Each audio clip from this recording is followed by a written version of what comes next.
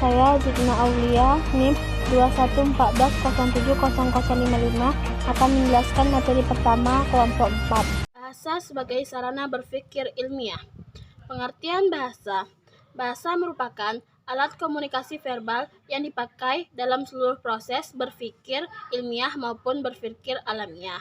Bahasa juga merupakan suatu sistem yang terstruktur dari simbol bunyi yang digunakan oleh anggota suatu kelompok sosial sebagai alat bergaul satu sama lain. Dilihat dari sudut peran bahasa di sini, yaitu sebagai alat komunikasi yang menyampaikan jalan pikiran seluruh proses berpikir ilmiah dan alamiah. Selain itu, sebagai sarana komunikasi antar manusia, maka tanpa bahasa tidak akan ada komunikasi. Pengertian bahasa menurut para ahli. 1. Menurut Kamus Besar Bahasa Indonesia, bahasa adalah sistem lambang bunyi yang arbitrer yang digunakan oleh para anggota suatu masyarakat untuk bekerja sama, berinteraksi, dan mengidentifikasi diri. Jadi, bahasa menekankan pada bunyi, lambang, sistematika, dan komunikasi. 2. Menurut Jujun Surya Sumantri, mengatakan bahasa adalah serangkaian bunyi dan lambang yang membentuk makna.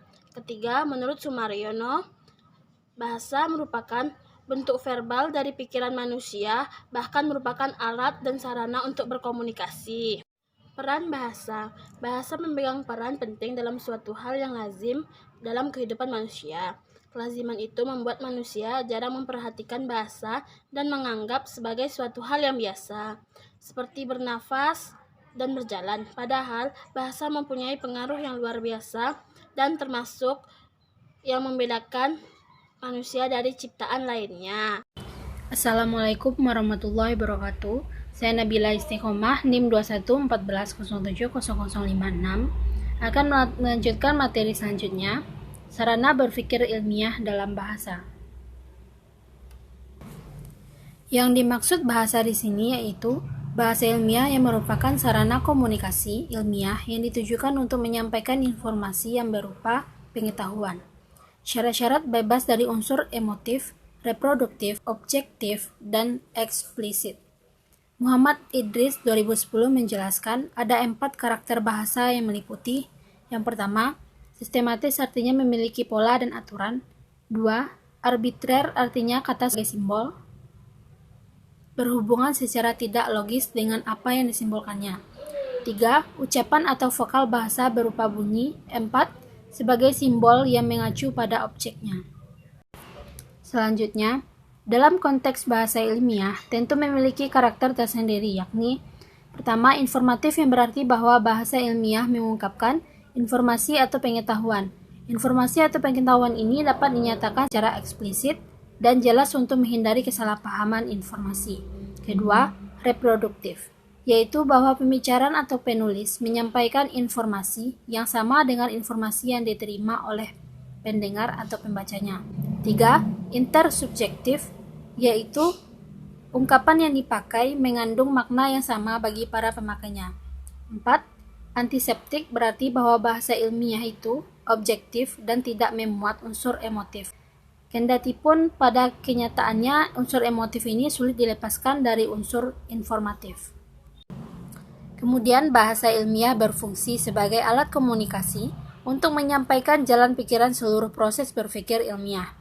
Yang dimaksud bahasa di sini yaitu bahasa ilmiah yang merupakan sarana komunikasi ilmiah yang ditujukan untuk menyampaikan informasi yang berupa pengetahuan. Sebagaimana dikemukakan bahwa bahasa pada hakikatnya mempunyai 2 fungsi utama, yaitu sebagai sarana komunikasi antar manusia dan sebagai sarana budaya yang mempersatukan kelompok manusia yang menggunakan bahasa itu. Assalamualaikum warahmatullahi wabarakatuh. Nama saya Fitrah Kolbina dengan nomor NIM 2114070084. Baiklah, saya akan mempresentasikan makalah selanjutnya.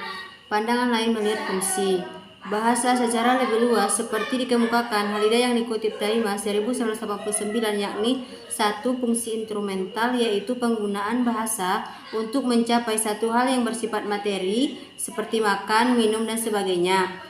2. Fungsi regulatorius, yaitu penggunaan bahasa untuk memerintah dan memperbaiki tingkah laku. 3. Fungsi interaksional yaitu fungsi bahasa untuk saling mencurahkan perasaan, pemikiran antar seseorang dan orang lain. 4. Fungsi personal yaitu fungsi bahasa yang digunakan oleh seorang untuk mencurahkan perasaan dan pikiran. 5. Fungsi heuristik yaitu penggunaan bahasa untuk mengungkapkan tabir, fenomena, dan keinginan untuk mempelajarinya. 6. Fungsi imajinatif yaitu penggunaan bahasa untuk mengungkapkan imajinasi seseorang dan gambar tentang discovery seseorang dan tidak sesuai dengan realitas. 7. Fungsi representatif yaitu penggunaan bahasa untuk menggambarkan pemikiran dan wawasan serta menyampaikan kepada orang lain. Adapun Surmayono 2012 memberikan fungsi bahasa ini pada 6 hal yaitu praktis, informatif, pragmatik, seremonial, dan logis. Walaupun para ahli memberikan fungsi bahasa ini secara beragam, namun esensinya kata Sumaryono tetap sama, yakni memiliki ciri khas yang dapat dibedakan ke dalam 4 aspek. Pertama, simbol, yaitu kata, nama, atau frase yang digunakan untuk menyebut sesuatu. 2. Objek, yaitu benda yang disebut simbol. 3. Referensi, yaitu makna yang membatasi hubungan antara simbol dan objek yang disimbolkan. 4. Subjek, yaitu individu pelaku yang menciptakan simbol dan menggunakannya pada suatu hal tertentu atau khusus. Sekian dari presentasi pemakalah kami. Saya akhiri dengan Assalamualaikum warahmatullahi wabarakatuh.